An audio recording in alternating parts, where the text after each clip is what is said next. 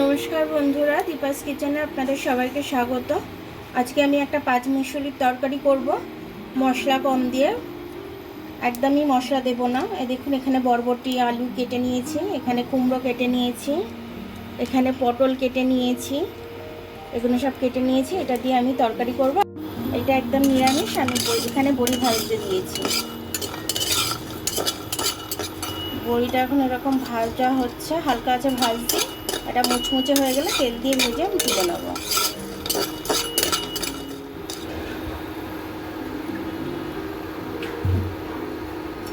তেলটা গরম হয়ে গেলে আমি আবার বড়িটা তেল দিয়ে ভেজে নেব। তেলটা গরম হয়ে গেছে, এবার বড়িটা আমি দিয়ে দিলাম। আগে হালকা নেড়ে নিয়েছিলাম, এখন তেলটা গরম হয়ে গেছে, বড়িটা আবার দিয়ে দিলাম। না হলে কাঁচা তেলের গন্ধ ছাড়বে, ওই জন্য আমি তেলটাকে একটু গরম করে নিলাম। বড়িগুলো লাল লাল করে ভাজা হয়ে গেছে, এবার আমি তুলে নেব।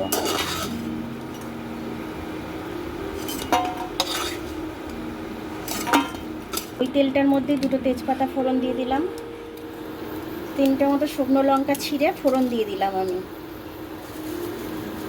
একটু পাঁচ ফোড়ন দিয়ে দিলাম। এটাই আমার মশলা, আর কোনো মশলা দেবো না। আমি একটু ভালো করে ভেজে নিই, গন্ধটা খুব সুন্দর ছাড়বে, তখন মশলা সবজিগুলো দেব।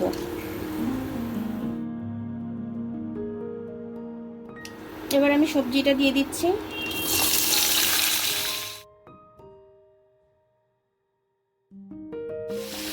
এবার আমি একটু নুন দিয়ে দিলাম। এবার আমি নুনটা দিয়ে মিশিয়ে নিচ্ছি, ভালো করে ভেজে নেব নুনটা দিয়ে। তারপরে আমি হলুদটা দিয়ে কষে নেব। পরে ভাজাটা হয়ে গেছে আমার, এর বেশি আর ভাজবো না।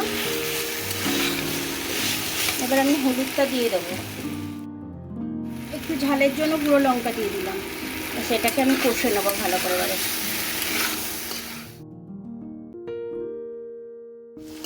কষা হয়ে গেছে, এবার আমি জল দিয়ে দেবো। তরকারিটা কিন্তু খুব সুন্দর খেতে হবে।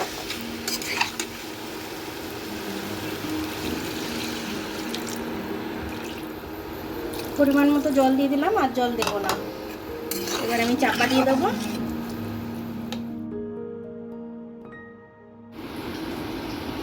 ঢাকাটা খুলে নিলাম।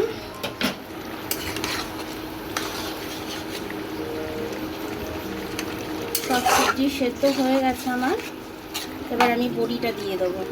বড়িটা ভেজে রেখেছিলাম, দিয়ে দিলাম।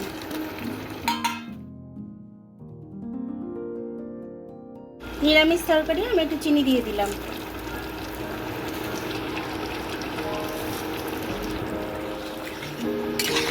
একটু ফুটুক, এটা একটু বাদে আমি এটা নামিয়ে নেবো। জলটা একটু শুকিয়ে গেলে। তরকারিটা আমার হয়ে গেছে পাঁচমিশালি। একদম জলটা শুকিয়ে গেছে, এরকমই আমি চাইছিলাম, তো এরকমই হয়ে গেছে। এবার আমি নামাবো। পাঁচমিশালি একটা ঘ্যাট তৈরি হয়ে গেল। এরকমভাবে আপনারা পাঁচমিশালি একটা ঘ্যাট তৈরি করে নেবেন, খেতে খুব ভালো লাগবে বড়ি দিয়ে। কিন্তু নিরামিষ একদম, খিচুড়ির সাথে খেতে খুব ভালো লাগবে।